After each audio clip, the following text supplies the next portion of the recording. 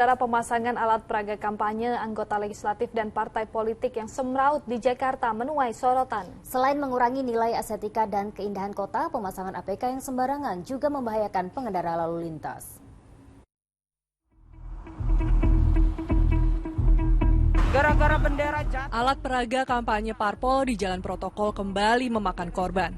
Jika sebelumnya menimpa dua sepeda motor di Jakarta Barat, kali ini yang menjadi korban adalah sepasang suami istri lansia. Kedua korban terjatuh dari sepeda motor di jembatan layang Kuningan Mampang, Jakarta Selatan karena motornya tersangkut tiang bendera parpol yang roboh. Keduanya pun menderita luka di wajah dan kaki.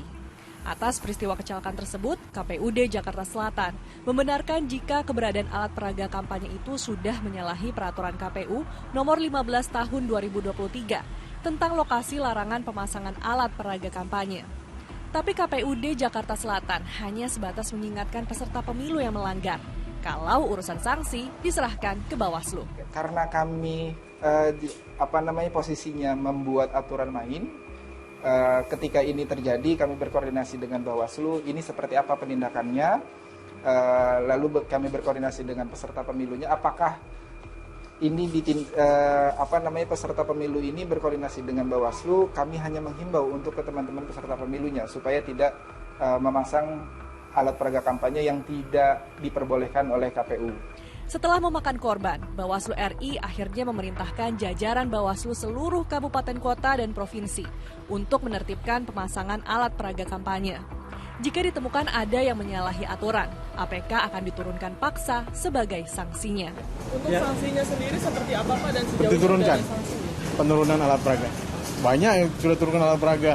Misalnya yang dipasang di tiang listrik yang tinggi-tinggi itu sudah banyak turunkan.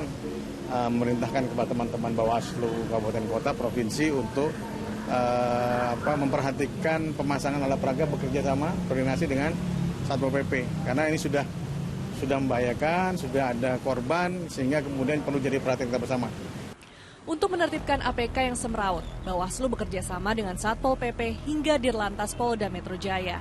Mengingat kecelakaan akibat APK sudah 3 kali terjadi di ibu kota, Dirlantas Polda Metro Jaya mengimbau warga Jakarta utamanya agar segera melapor jika menemukan APK yang mengganggu dan membahayakan lalu lintas. Masyarakat yang melihat, yang merasa ini silakan lapor, nanti akan kita koordinasikan dengan Satpol PP, Bawaslu yang ada untuk menertibkan.